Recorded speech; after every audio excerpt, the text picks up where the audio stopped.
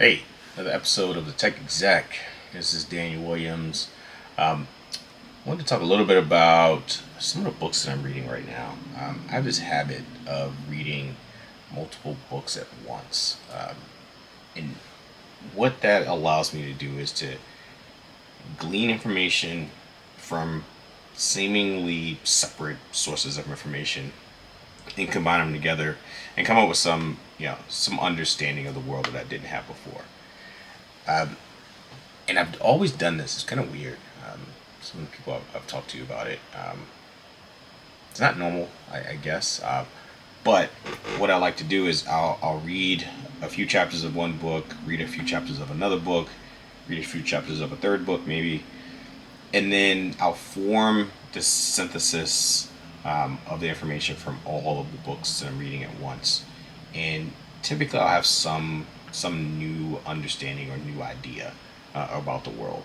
So, for example, like right now, I'm reading Beginning of Infinity, really good book by David Deutsch. Um, Love this book. One of the best books I've read in a long time.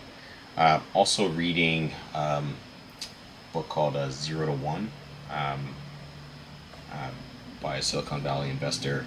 It talks about innovation and technology, and over the last few centuries, and innovation has really come from two areas, either globalization or innovation. And so essentially, globalization is taking something that exists in one country and then replicating it at scale in another country. Whereas, and that's what he defines as going from um, essentially from one to n. And but really, the innovation is when you go from zero to one, when you're creating something net new in the world that didn't exist before. And that traditionally has happened in Silicon Valley, and so creating new innovation, recreating the world through technology. And the reason why I found this interesting reading both books at once is because beginning of Infinity talks about good explanations in the world, and really that is the basis of how modern society came to be. It's through scientific revolution, creating better and better explanations of reality. And when the world goes awry, when there's typically something bad that happens in the world, it's typically the roots of it typically are in bad explanations. One concept he talks about in the book was the idea of racism, and that it's based on a bad explanation of the world. So, Europeans, came to Africa as a completely different culture, set of cultures, um, and they deemed it inferior to their culture, and so the whole concept of racism came to be because they had this bad explanation of a group of people that they didn't know very well, and cultures that they didn't know, and so the roots of racism formed through this bad explanation of the world. And there's a really interesting way of a scientific way of looking at it.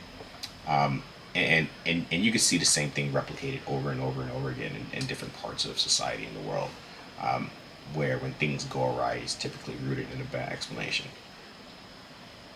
So the two books together, when I'm looking at technology and investing and where I'm going to spend my time, really looking at, you know, is there a good explanation for this company, or is there a good explanation for the problem that they solve? Do they have a good explanation for how this works?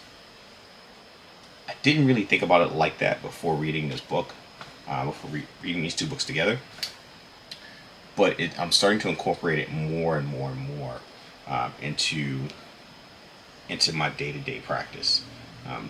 Thinking about these explanations, um, and then also, is a company going from one to n, or is it going from zero to one? So, are they replicating something that already exists in today and just doing it at scale, or are they truly creating something new that doesn't exist in the world today? Are they reimagining what the world can be through technology?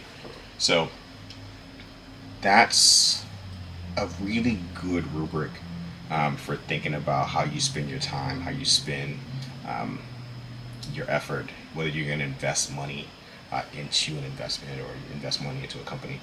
Um, it's a good foundation to start with. So, and as I'm going through these books, I'm going to start to jot down more and more notes of how I'm incorporating this into my daily practice. Another thing is really looking at um, what does the future actually look like. Another thing that they talk about in the beginning of Infinity that I found interesting was um, a lot of times in the world we look at things very very pessimistically. So like with climate change, we're beyond, we're going to the point where we're beyond repair. And so, there's a lot of doomsday reports to come out about where the world will be if we don't do something now. There's a point of no return, and it's a very pessimistic view to take. I think a more optimistic view might be, yes, there are problems. Yes, we need to address issues of climate, issues of pollution, but we should do so through technology. Um, and mankind has the ability to do that through innovation, through research. And we've always done it, and I think, but doing it in a way that is optimistic about the future versus pessimistic, I believe you can get a lot more people on board um, to invest time, energy, money to solve some of these problems. You can go on and on and on. I look at it, a problem that I found interesting was this research that came out a few years ago about the wealth gap and black household wealth going to zero by 2053. And it's a very catchy headline where you look at, if you look at the research and you look at the charts that they put together, it looks like black household wealth is going to zero over the next 20 years, 30 years. Uh, but when you peel back and look at the data and how they put it together, it's really straight line regressions from 2013. And the world looked a lot different then than it does today. And so they just took the data, straight line regression from 2013 to 2016, and then extended that out to 2053. But as we know, the world doesn't work like that. It doesn't work in straight, perfect lines. It's very choppy, and economics and it goes up and down. So when we looked at the data at the end of 2020, we found that household wealth for every demographic went up between 2013 and 2019. And so there's a vast difference from what they had projected. But then beyond that, if you think about the types of activities and the types of changes that can happen in the world if you take a more optimistic view, so you have more Black and Hispanic households taking part in technology and STEM majors. You have more students graduating in these hard majors. You have more businesses being formed that are moving the needle in terms of economic output. If you think about what the pandemic did, you're going to start to see more manufacturing come back from overseas because we saw that it made the entire country's infrastructure very fragile when you have these just-in-time manufacturing and supply chains. And we're seeing that now with distribution at the ports, right? So you're going to start to see a lot more innovations happening, not just at the edges with web and mobile applications, but a lot more innovations happening in manufacturing with AI and robotics that'll increase economic output for the country. And I think that'll have a net effect of boosting household wealth for everyone across the board. That's my optimistic view. I might be wrong, but we'll see what happens in the future. What you can do is really think about how you can take part in this more optimistic view of the country. So, for example, if you're a student, I highly advise you to go into one of the hard majors. So, computer science, engineering, physics. Go into one of these hard STEM majors, and think about the world and how you want to affect it.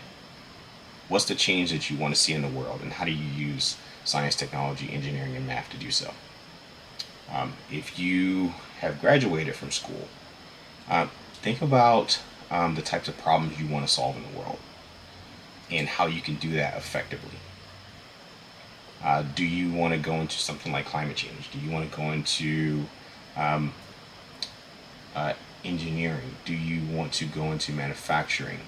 Um, yeah, there's all different areas that you can go into, and these opportunities are going to open up because the world is still in the middle of the pandemic and we're still coming out of it.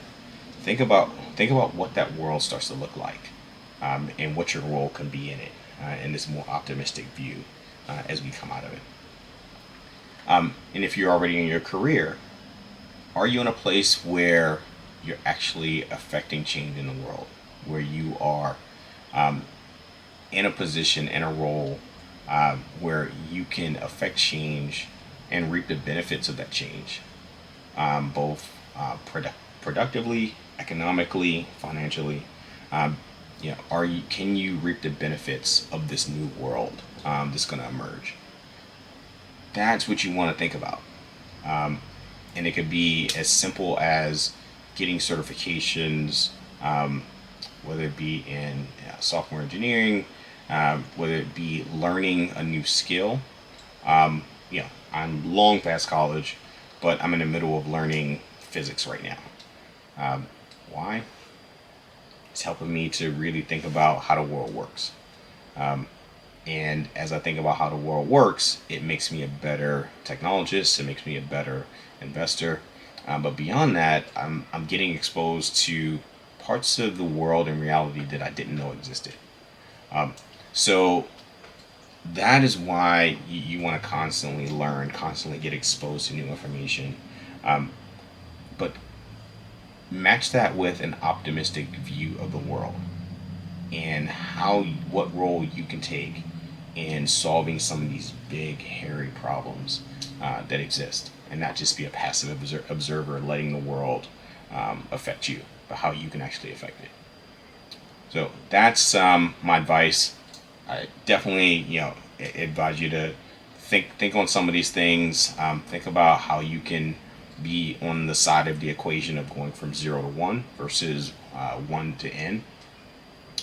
And then also think about good explanations of the world.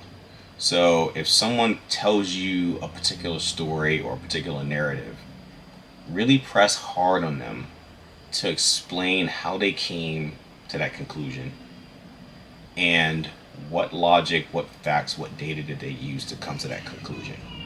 Because 9 times out of 10, people make these, people have opinions based purely on conjecture, feelings, or personal anecdotal experience, not necessarily based on facts.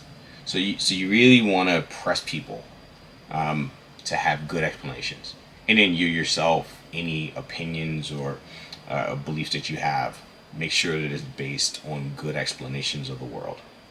And so if you do that, it puts you in a much better position to not only take advantage of how the world will unfold and help you solve some really big, hard problems, but also to really be in a position to financially reap the benefits of those problems that you solve. So that's another episode of Tech Exec. I appreciate it. Thanks for supporting me. Hit the like button, hit subscribe, and comment. Definitely appreciate your support for existing subscribers and new listeners, new subscribers going into the future. All right. Thank you. Bye-bye.